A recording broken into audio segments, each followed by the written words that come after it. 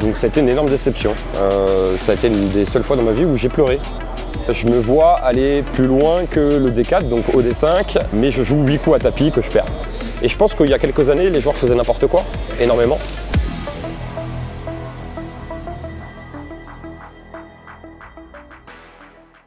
Et les amis, avant de démarrer l'épisode, cet été, on est sponsorisé par Clober Time Watch, le site pour se faire plaisir. Vous aimez les montres? Moi aussi, vous y connaissez quelque chose? Moi non plus.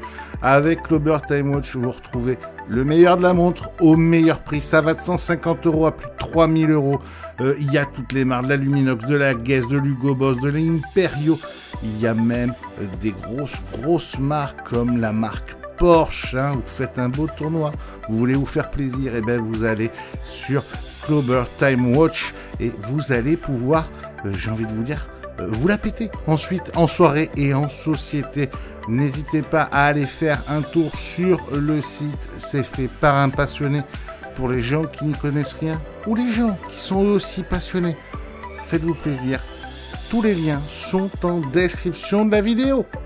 Bonjour à tous, bonjour à toutes les amis, c'est Loïc en direct des WSOP, 15 minutes avec Monsieur Greg Fournier. Salut mon Greg. Salut. Et c'est la première fois que je t'ai toi? C'est la première fois, on aurait dû le faire plein de fois, mais... C'est vrai qu'il y a plein de fois où on s'est dit viens faire des poker débats. Mais ça n'a pas été possible, donc... T'es occupé comme gars, t'es occupé, tu joues? Non, pas tant que ça va, je suis un peu feignant. C'est vrai, tu te considères comme un joueur feignant? C'est quoi un joueur feignant alors? Tiens, c'est intéressant. Un joueur feignant, c'est qu'il va se satisfaire de ce qu'il joue, de ce qu'il gagne, et... on n'en fait pas plus, pas moins, quoi. Bon, on va parler de toi. On a 15 minutes pour ça, pour que les gens te découvrent. Ok. Déjà, vite fait, Vegas. On en est où? On est comment, là, pour l'instant? Vegas, on vient d'arriver, il y a 3 jours. Première nuit, je l'ai passé avec un copain dans une belle chambre d'hôtel au hors-show. Ok. Voilà. Et après, on a récupéré la villa avec les copains. Petite villa. Petite villa, on est 10 dedans, 6 chambres, 4 salles de bain. Vous allez voir les stories, elle est monstrueuse. 6 chambres, 4 salles de bain, 2 cuisines. 4 hélicoptères. Ouais, pas loin. Une énorme piscine, un extérieur génial. Mais tout ça, c'est parce que ça a été géré par Aurélie, qui s'y prend bien à l'avance et qui, en général, gère bien les choses. Oui, parce que si c'est pas fait par Aurélie, on sait déjà que bon... Si c'est fait par moi-même ou même par Alex, je pense qu'on est mal barré. Ça fait longtemps qu'on parle de toi, mon ami. Toi, t'es ce que j'appelle le joueur que tout le monde veut sponsor, que tout le monde dit qu'il faut qu'il soit sponsor, et qui n'est pas sponsor. On aimerait bien. Aimerait bien. Bon, on explique déjà. ProDream, finaliste ProDream l'année dernière. Ouais. On te voit favori, clairement. J'ai eu pas mal de messages comme ça, en effet. Gros poteau. Voilà, oui, poteau, extérieur, finaliste. Ouais. Tu l'as digéré avec le temps ou tu te dis vraiment putain quand même? J'ai mis beaucoup de temps à l'accepter. Ça a été une décision très difficile. C'était même pas une question d'argent, c'était une question d'arriver à un but ultime, pouvoir dire à mon papa, par exemple, je suis ambassadeur. C'était vraiment le truc le plus important. Et en plus, moi, j'aime beaucoup l'équipe PMU. Je connais beaucoup de gens là-bas. Donc ça a été une énorme déception. Ça a été une des seules fois dans ma vie où j'ai pleuré. Ok. De déception, voilà. Donc j'ai mis du temps, j'ai mis 2-3 semaines à m'en remettre et après on a enchaîné, donc ça allait assez vite. T'arrives à comprendre la décision à la fin ou tu dis c'est un acte manqué? Parce que moi je vois ce qu'ils ont voulu faire cette année-là. C'est-à-dire pour une fois de se dire on va montrer qu'on peut ouvrir à vraiment un inconnu. Ouais. Un inconnu du grand public, ce que toi tu dis pas. Bien sûr. D'un autre côté, moi je suis à ta place, je me dis mais putain pourquoi ils l'ont décidé cette année-là? Alors il y a une part de moi qui n'avait pas compris au début, qui a eu du mal à l'accepter. Après ils ont pris Jérém, qui est un très bon gars, et surtout qui a fait un back-to-back ProDream, très compliqué à faire, vraiment très compliqué à faire. Et par rapport au fait qu'il voulait quand même un joueur qui, entre guillemets, devienne professionnel grâce à ProDream et qui a tout mis en œuvre pour revenir, on lui a demandé des choses qu'il a fait à fois 10 fois 100. Et bah voilà, on accepte. Après, grosse déception, bien entendu, mais on va se battre pour un jour devenir, pourquoi pas, ProDream ou autre. Alors ou autre? Ou autre. Parce que, bon, on s'est proche de beaucoup de personnes, on s'est proche de... Oh, Oh, je l'ai pas mis exprès. Hein. Je l'avais déjà, je n'ai pas eu le temps de revenir à laver là. Tu savais pas qu'on allait faire une interview en plus? Non, pas du tout. Voilà, donc un de ses proches aussi de Texas Poker, tu fais tout le circuit français. Ouais. Ce qui est une chose rare quand même, parce que tu dis que tu es un joueur feignant, mais enfin, tu es l'un des très rares à faire tout le circuit français. Alors, des tournois majeurs de Texas Poker. Quoi, oui, mais par exemple, je devrais aussi plus souvent peut-être faire les tournois du circus hebdomadaire, que je skippe un petit peu.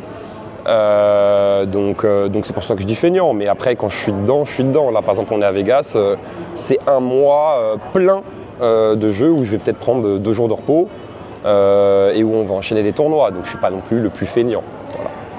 Il y a un certain nombre de faits majeurs que tu as eu dans ta carrière. Tu retiens quoi là pour l'instant de ta carrière? C'est quoi le trophée, la victoire, le deep run pour l'instant qui t'a marqué le plus? Très bonne question. Alors les trophées c'est toujours particulier parce que en tant que joueur de poker en fait on est toujours frustré, on est toujours dégoûté tant qu'on ne gagne pas et donc on est toujours dégoûté 99% du temps, hein, voire plus. Donc il y a quand même des trophées qui sont importants pour moi. Je pense que ma victoire la plus importante pour moi c'était le FPO High Roller à Paris parce que c'était quand même sur un field de plus de 200 joueurs.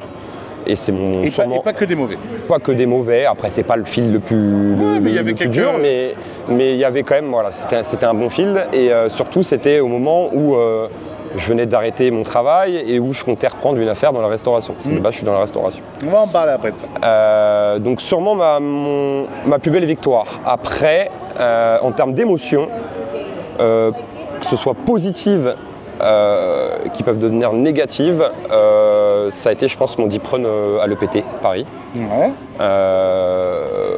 où je pense que j'ai été chip leader pendant 50% du tournoi, où à 30 left je suis vraiment énorme et que derrière je joue. Je ne me vois pas gagner parce qu'on est 30 left, on est au bout du monde, mais je me vois aller plus loin que le D4, donc au D5,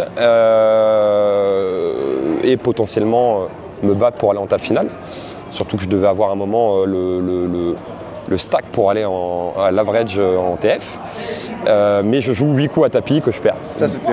Et donc 8 coups d'affilée après à ce moment-là, où je fais le hero call de ma vie contre Kaverman, qui est un des tops mondiaux, qui me permet de monter très haut. Et donc grosse déception de finir 19e de ce tournoi. Tu le digères comment ça? En mangeant... Comment on apprend à digérer ça? Alors moi je suis un peu comme Pierre Merlin qui mange du chocolat quand il perd et qu'il a besoin de... Voilà, moi je mange du sale. D'accord. C'est-à-dire un gros grec, un gros McDo, un truc... voilà. Okay. Donc c'est pas bien.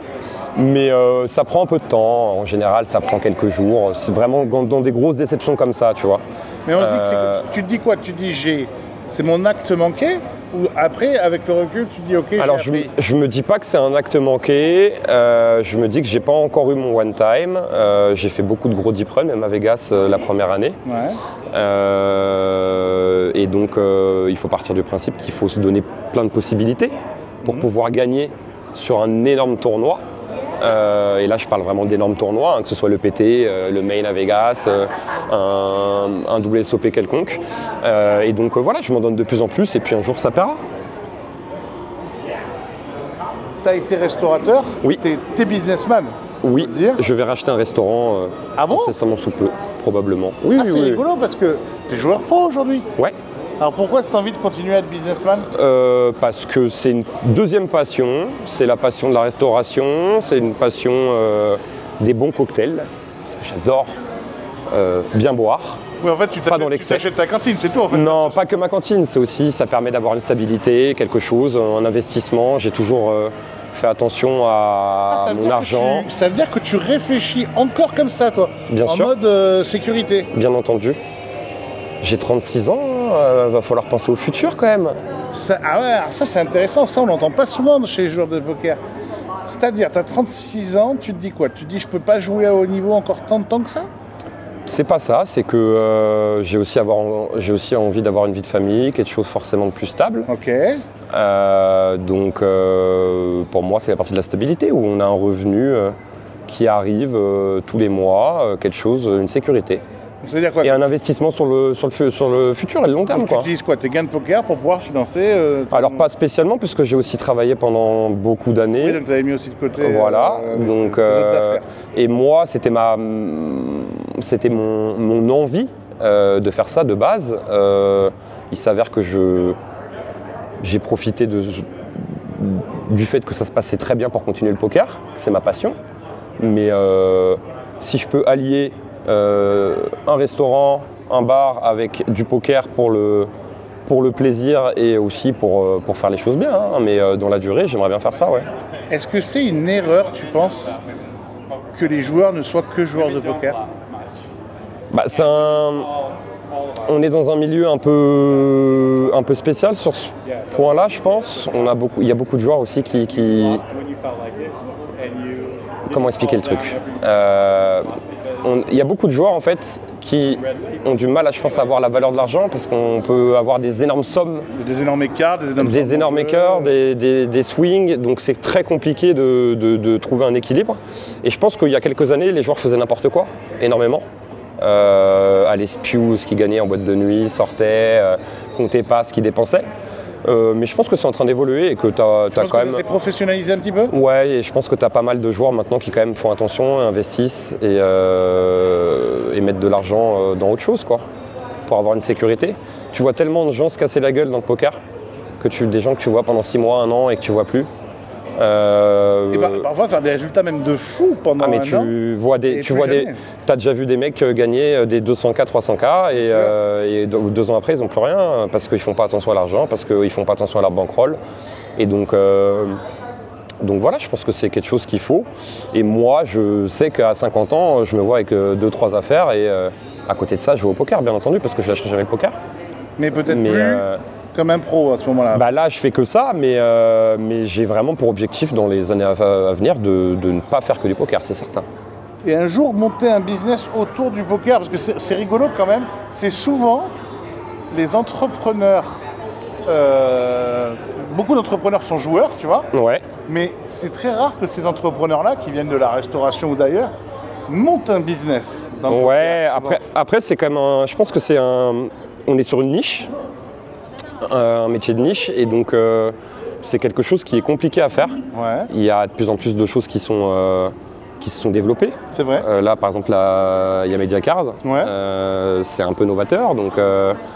Et ça doit coûter une tonne à jouer en plus. Et ça doit coûter une tonne. Je n'ai pas les moyens du tout de faire ça. À perte, tout à fait. Mais donc, non, je pense que ce ne sera pas du tout lié au poker. Clairement pas. Je le garde en passion et en plaisir et en jeu et en compétition, mais pas je ne serai pas entrepreneur là, dans ce domaine-là.